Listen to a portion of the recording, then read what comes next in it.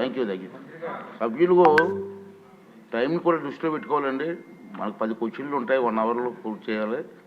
క్వశ్చన్కి already 20 minutes అంటే time పాటించాలి కాబట్టి అనుబంధ ప్రశ్నలు కూడా 2 ఇస్తాను. రాజుగారు.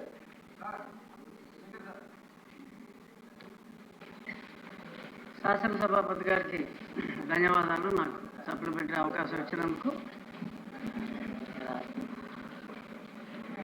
ఈ మంత్రివర్యులు ఇంకెంతంత ధనం అవసరమో వివరంగా చెప్పడం జరిగింది. నేను దాని గురించి ప్రస్తావించకుండా నేను ఒక క్వశ్చన్ ఏంటంటే, క్రీడలు అనేది చాలా అవసరం విద్యార్థులకి.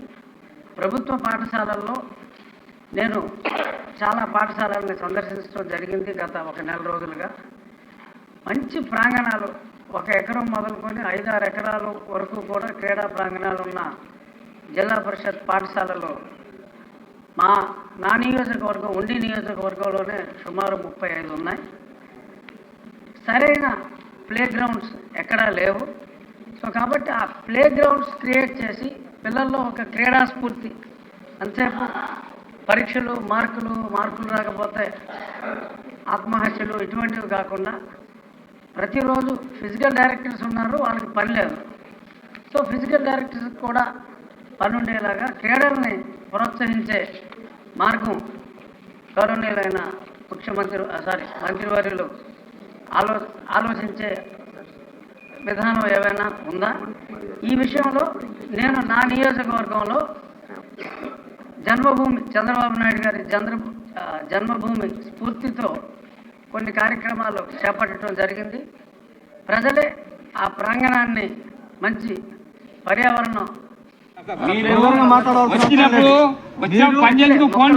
చెట్లే తీసుకొచ్చి కడియం నుంచి నాటి అన్ని కోర్ట్స్, ఆడపిల్లలకి ఖోఖో కానీ, టెన్నికాయిట్ కానీ, మగవాళ్ళకి వాలీబాల్, షటిల్, ఇటువంటి ప్రాంగణాలని ప్రజలే క్రియేట్ చేసుకుంటున్నారు. అంటే ఇంకా చాలా వేల కోట్లు కావాలన్నారు కాబట్టి అన్ని వేల కోట్లు అవసరం ఉండదు. ఆ మధ్య పవన్ కళ్యాణ్ గారు ఆయనతో టీ తాగితే కూడా ఒక ఫండ్ రైజింగ్ పెట్టారు. అలాగే లోకేష్ గారితో అరకు కాఫీ తాగడానికి కూడా చాలామంది ముందుకు వస్తారు. సో ఆయన అలాంటి కార్యక్రమం ఏదైనా పెట్టే ఉద్దేశం ఉందా అని క్వశ్చన్ రూపంలో అడుగుతూ, ఆయన స్ఫూర్తితో చాలామంది ఈ స్కూల్స్లో ఈ క్రీడల డెవలప్మెంట్కి అంత తొందరగా బెల్ కొట్టేయచ్చు సార్ అని అంత సమయం తీసుకుని అనుబంధం ప్రశ్న లేదు, అనుబంధం జస్ట్ అయిపోవచ్చు సార్.